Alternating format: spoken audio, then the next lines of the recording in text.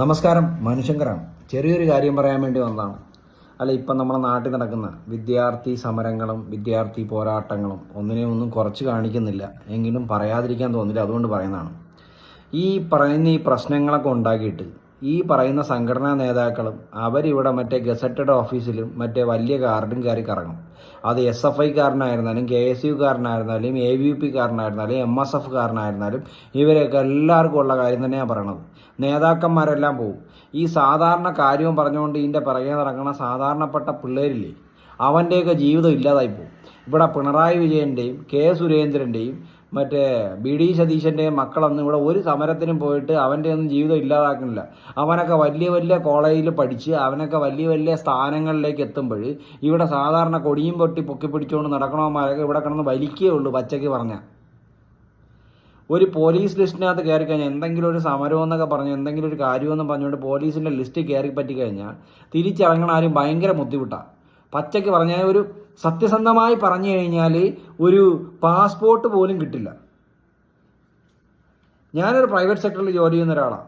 എൻ്റെ പോലീസ് ക്ലിയറൻസിന് വേണ്ടി ഞാൻ ഏതെല്ലാം കോടതിയിൽ കയറി ഇറങ്ങി നടന്നെന്നും അതിനൊക്കെ എന്തുമാത്രം പൈസ എനിക്ക് ചിലവായെന്നും വ്യക്തമായൊരു ധാരണ ഉള്ളത് കൊണ്ടാണ് ഇന്ന് ഈ കാണുന്ന ആവേശം കാണുമ്പോൾ എൻ്റെ കൂടപ്പിറപ്പുകളായി കാണുന്ന എൻ്റെ സഹോദരങ്ങളായി കാണുന്ന ആളുകളോട് എനിക്ക് പറയാനുള്ളത്.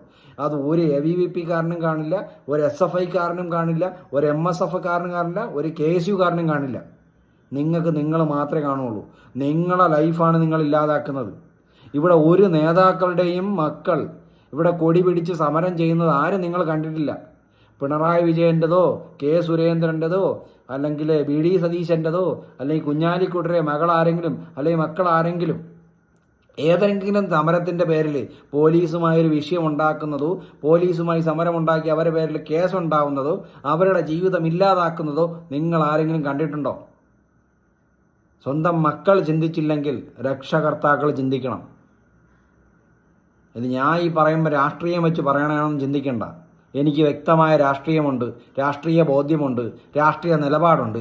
അതിൽ ഉറച്ചു നിന്നുകൊണ്ട് തന്നെയാണ് ഞാൻ ഈ പറയാനുള്ള കാര്യം പറയുന്നത്.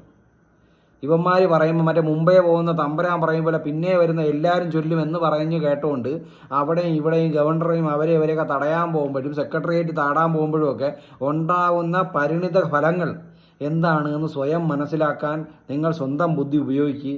സ്വന്തം ജീവിതം ഇല്ലാതാക്കാതിരിക്കുക. ഒരുത്തനും കാണില്ല കൂടെ. നീ ജോലി ചെയ്താലേ നിൻ്റെ കുടുംബം പോറ്റാൻ പറ്റുള്ളൂ. ആ ഒറ്റ കാര്യം പറയാനുള്ളൂ. ഇനി ഞാൻ ഈ പറയണോണ്ട് എൻ്റെ മരത്ത് പൊങ്കാല ഇടാൻ പറഞ്ഞ മരത്ത് വരാൻ പറ, എനിക്കൊരു പുല്ലുമില്ല.